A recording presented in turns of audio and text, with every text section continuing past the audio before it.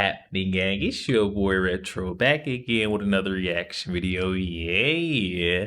Today we got another huge update. I know you guys could probably already tell it is going down. Just by that title alone, you're definitely going to see this one. As we're seeing what looks to be like Fox News The 5 host Jessica Tarlov's last days on the set of Fox News The 5 as things went off the rails in this latest segment. It seems like that Trump derangement syndrome has just taken full control over Jessica Tarlov's entire body, what she says and what she does.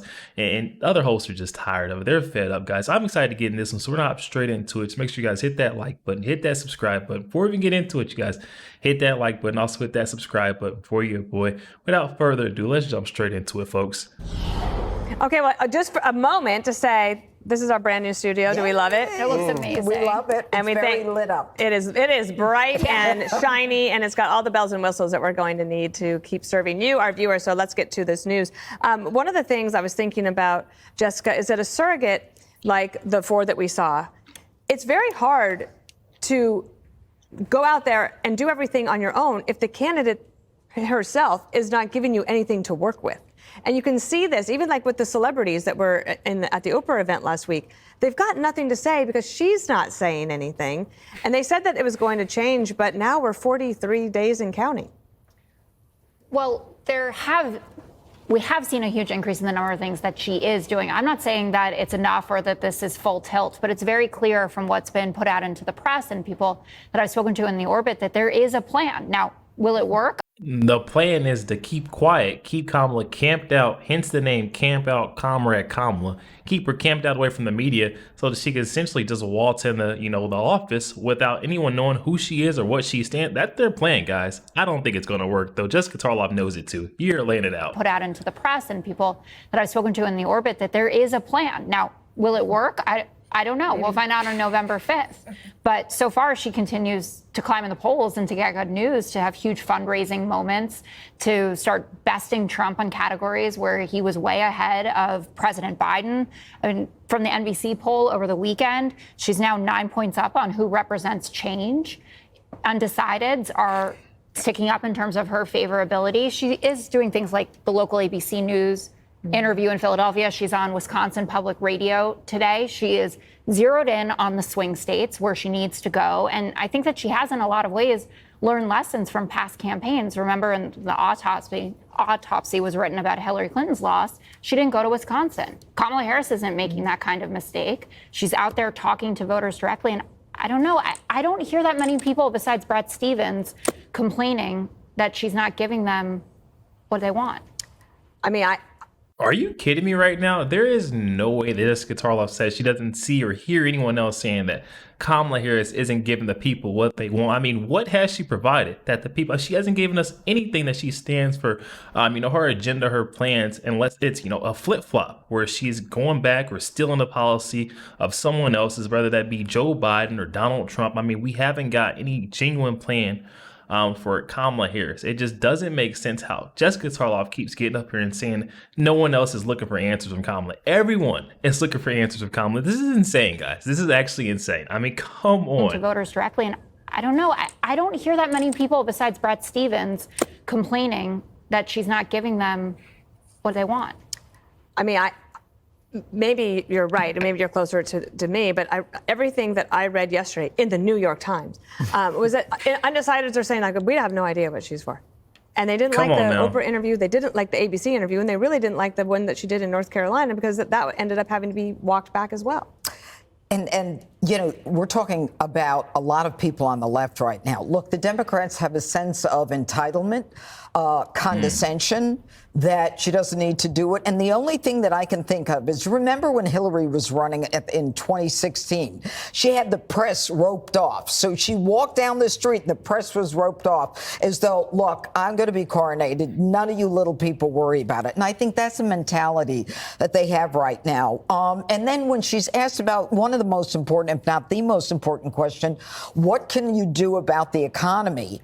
Again, she answers, just like at the first debate, what can we do to invest in the aspiration and the ambitions and the dreams of Americans while we challenge what happened in the past? You are the past. You're the one who created it. But I think her missing the Al Smith dinner, that's the thing that really shocked me, because no one's missed it in 40 years. This is a dinner where presidential candidates go. They can hate each other on the trail, but they go and they laugh it off. There is a reason why Kamala Harris missed that Al Smith dinner. There is a reason why she did not attend, and it's because she is not prepared. There won't be any teleprompters or any cue cards or notes.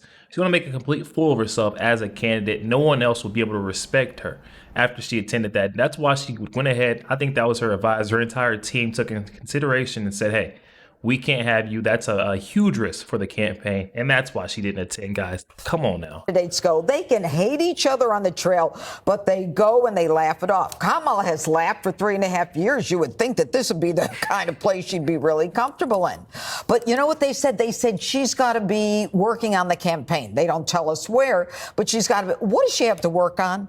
I mean, she's got the Biden-Harris money. She's got the Biden-Harris delegates. She's got the Biden-Harris debate, a campaign staff, and she even has the Biden-Harris plan that still has the name Biden in it. All she has to do is plug in and go. Why can't she answer these questions? And Donald Trump is 78 years old. He's running circles around her. He's all over the place, going wherever he needs to. And I think it's just, again, we'll know at the end what works and what doesn't, but I think that it is because she's scared, she's afraid, and she's not confident, and neither is her team. There we have it. Judge Jeanine calling exactly how I see it, too. Kamala Harris is scared. That's why I love to hear from Judge Jeanine. She's going to call it how she sees it, whether you're on her team or you're on the other team. She's going to call it exactly how she sees it. And Kamala Harris is just simply scared to attend that dinner. Oh, my goodness. And they're putting her up to be the presidential candidate. I mean, come on, guys. This doesn't make any sense. She's afraid, and she's not confident, and neither is her team. That Al Smith dinner, Tyrus, is one that it's about unity. And she says, it is a great opportunity, and she will cede the ground to him. Now, if they send a surrogate for her, I think that would be maybe unfair even. Well, as you know, I grew up in a lower middle class family, and I had a lot of procrastinators. But the one thing we did do on the weekends is we showed up for the parties. And this is a party. Yeah. And you show up. But if you're not quick on the trigger, or you can't say things without them being memorized, this is a dangerous event for you. I think we're seeing exactly what we're going to see. She is a social media candidate.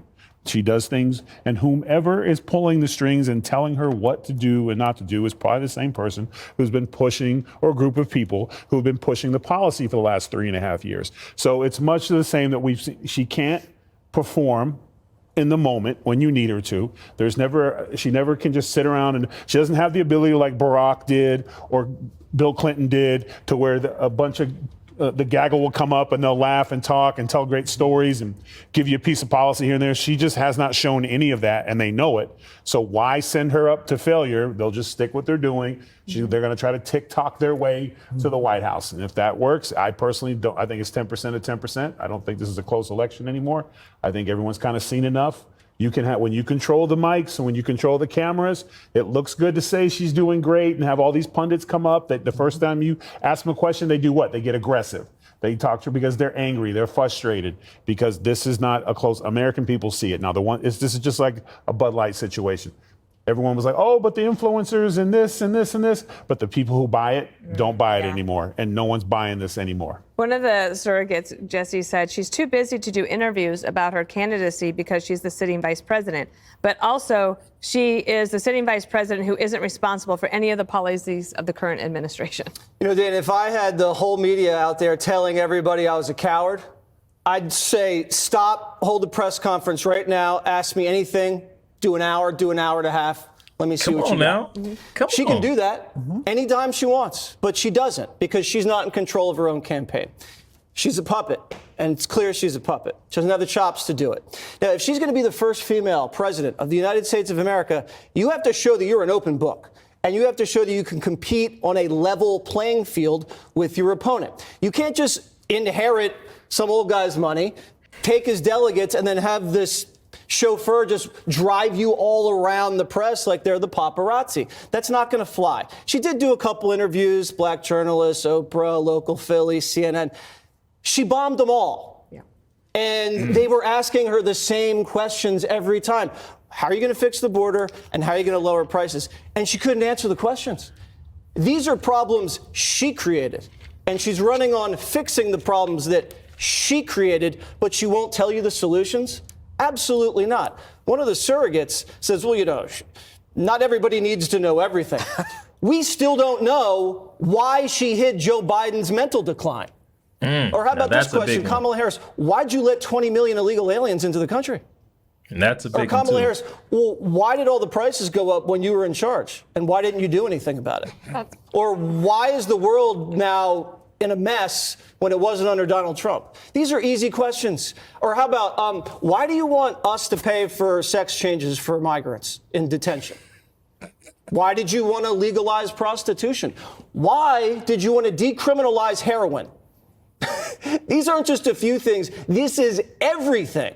And the voters can smell fear. We're like dogs. We smell it, and one guy's trying to get bankrupt. They're trying to shoot him, and he's still out there fearless. The other person's afraid of Martha. Sweet little Martha and little Brett, the sweetest people we could ever see.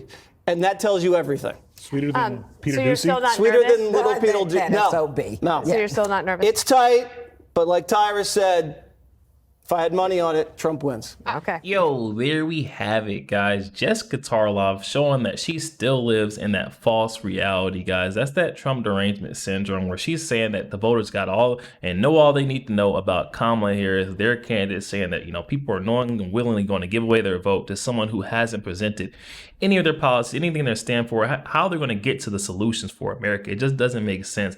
Jesse Waters bringing up all the valid questions, you know, that we've been wanting to ask Kamala Harris, but she's never had her feet held to the fire on. It just seems like they won't hold her feet to the fire because she is just dipping and dodging at every single corner, you know, shimmying away from every single question, dodging interviews, reporters, any type of media presence, unless it's like a scripted sit down with someone who's going to placate and throw some softball questions. So definitely hop in the comment section, guys. Let me know what you're making of it all. Also, make sure you guys hit that like button, hit that subscribe button. If you did enjoy more content like this, catch you guys on the next week.